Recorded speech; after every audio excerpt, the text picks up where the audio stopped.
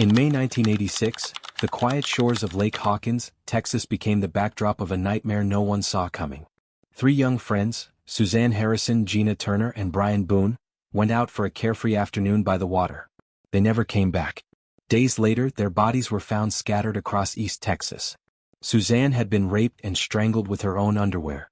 Gina and Brian were shot and dumped like garbage in a roadside ditch. The brutality stunned the small community. But the horror didn't end there. The man behind it all wasn't some passing stranger. He was a recently paroled sex offender, Jerry Walter McFadden, a man with a dark past, a violent streak, and a nickname earned behind prison walls, the Animal. But this wasn't his first kill. And tragically, it wouldn't be his last.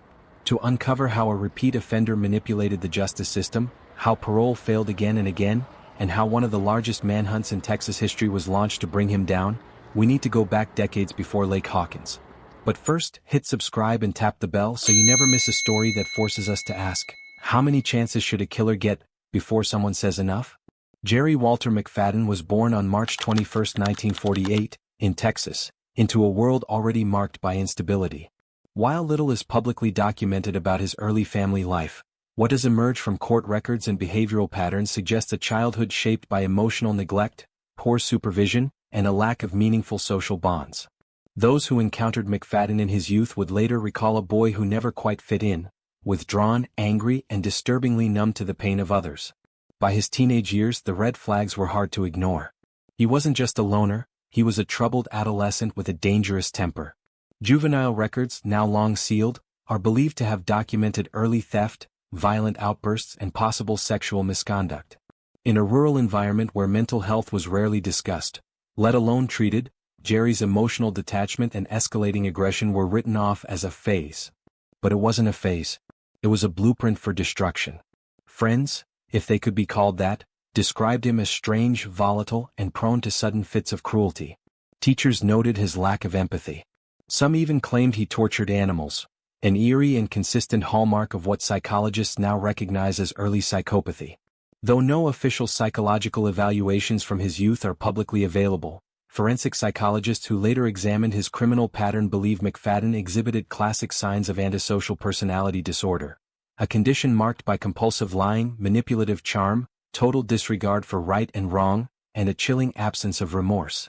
This wasn't a man who snapped one day and killed. This was someone who had been building toward violence his entire life, layer by layer, moment by moment, until it finally exploded.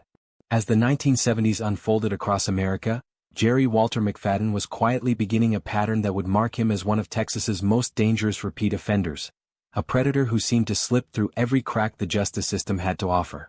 In 1973, at the age of 25, McFadden was arrested and convicted of 2 brutal rapes in Smith County, Texas.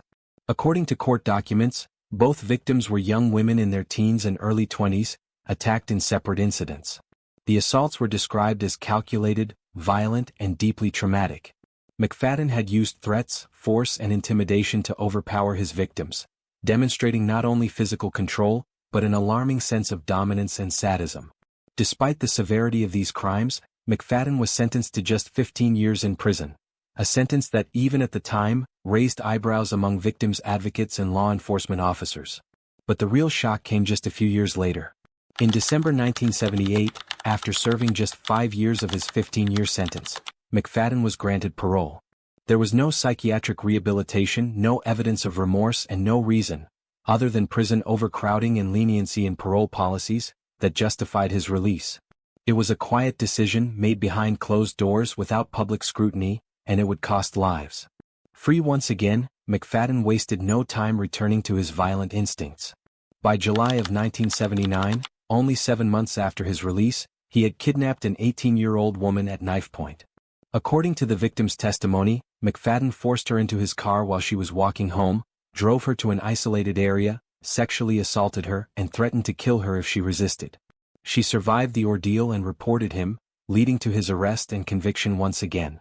This time, Texas authorities seemed to take his crimes more seriously. McFadden received another lengthy prison sentence, though the exact number of years varied in press and court records due to concurrent sentencing. But as before, the justice system's memory proved short, and its judgment dangerously forgiving. In July of 1985, McFadden was paroled once more. Let that sink in. A man with 3 separate violent sex crimes, 3 rapes and 1 aggravated kidnapping, had been released back into the general population twice in under a decade. The parole board, relying on outdated risk assessment tools and prison behavior reports, failed to recognize or perhaps willfully ignored the pattern unfolding before them. There were no GPS monitors, no supervised release programs and no neighborhood warnings. Jerry McFadden walked out of prison with nothing more than the clothes on his back and a record sealed by bureaucratic indifference.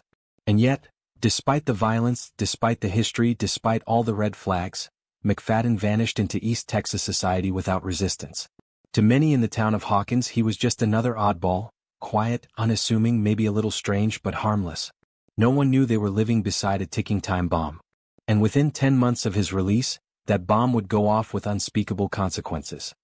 On a warm summer day, July 24, 1979, 20-year-old Anna Marie Lavka, a soft-spoken and deeply loved young woman working as a secretary for the Oregon Department of Transportation, failed to show up for work. This was unlike her.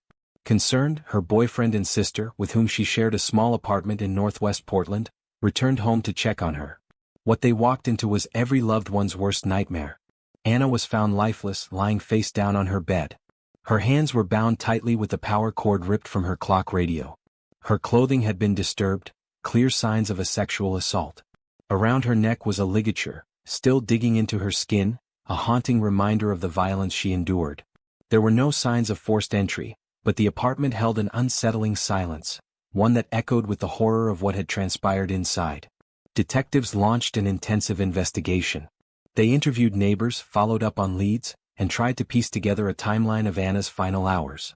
Biological evidence was collected and preserved, a decision that would prove critical decades later. But in 1979, DNA analysis was still in its infancy, and the case eventually went cold. For over 3 decades, Anna's murder remained a painful mystery. Family members mourned without closure, and investigators kept the case open but stagnant.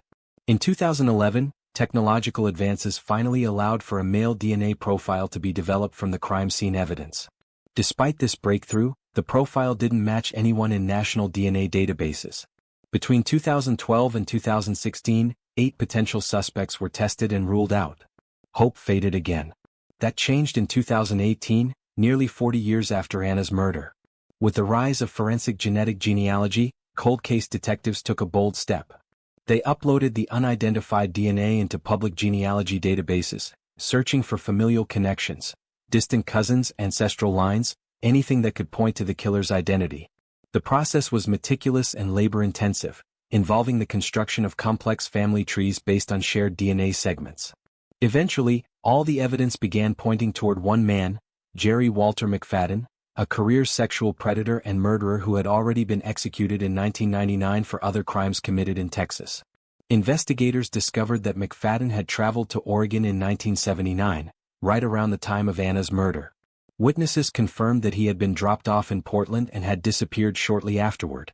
To confirm their findings, detectives tracked down surviving relatives of McFadden and obtained their DNA.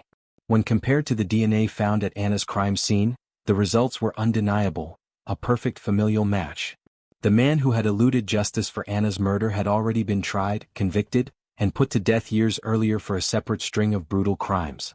On January 31, 2019, the Portland Police Bureau held a press conference to announce the closure of a case that had haunted the department for 40 years.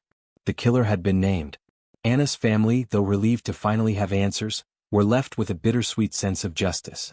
The man who had taken their beloved daughter and sister from them would never serve a day for her murder, because he had already paid the ultimate price for the suffering he caused others.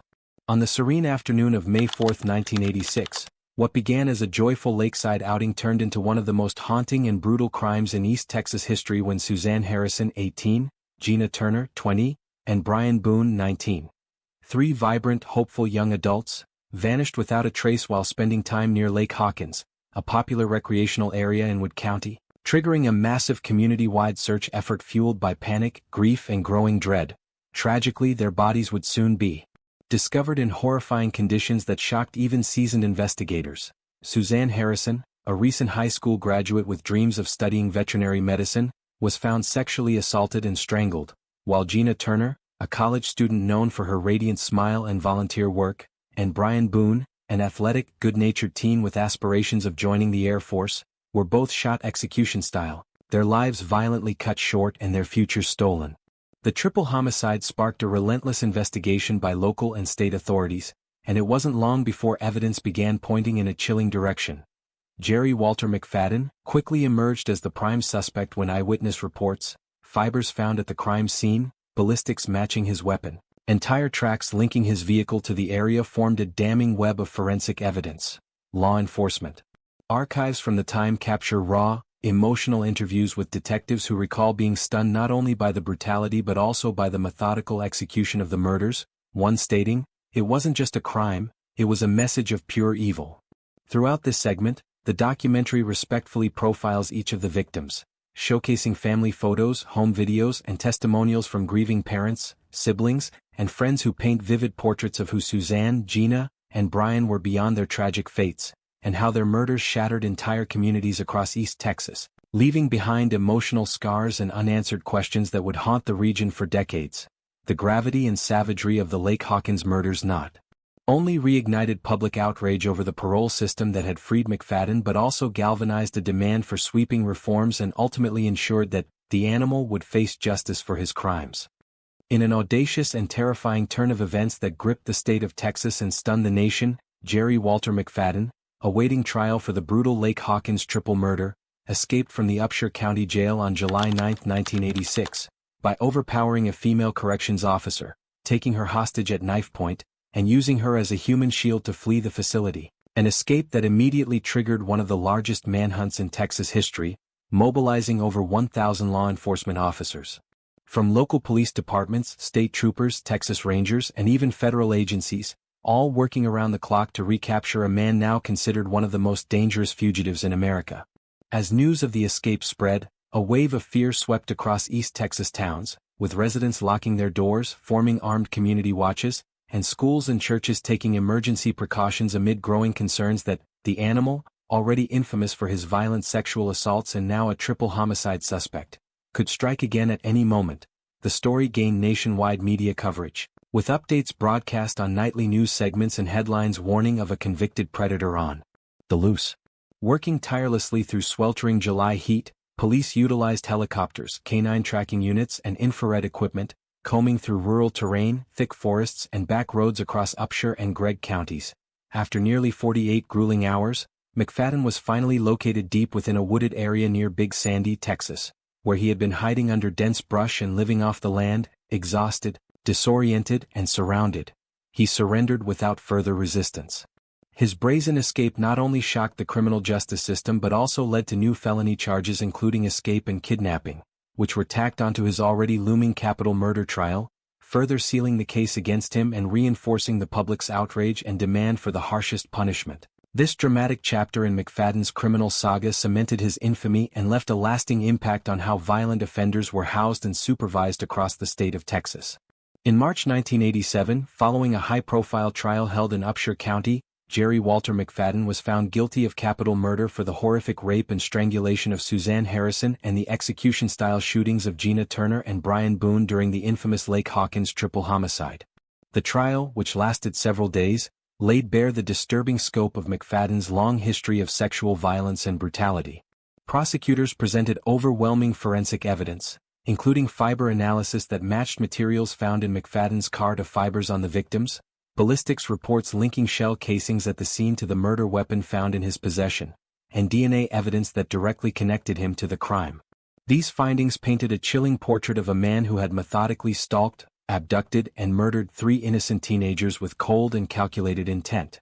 Jurors were visibly shaken as they were shown graphic crime scene photographs and heard heart-wrenching testimonies from surviving family members, who described the devastating impact of losing their children so suddenly and cruelly.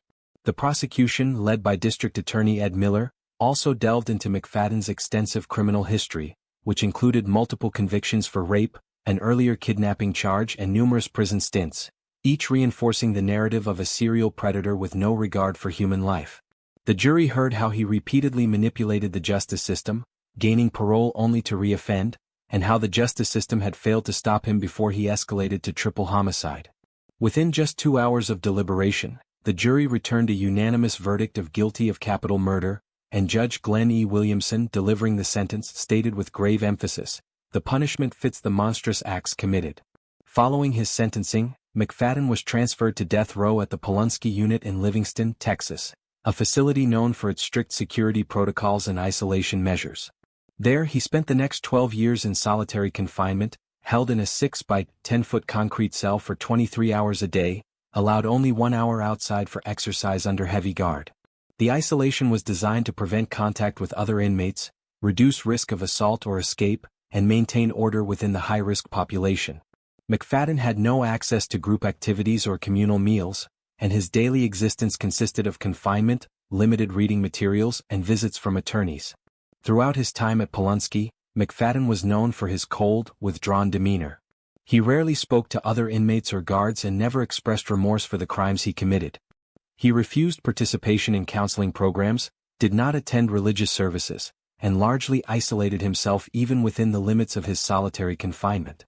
In archived interviews and internal records, former corrections officers who supervised McFadden during his death row years describe him as a quiet but unsettling presence.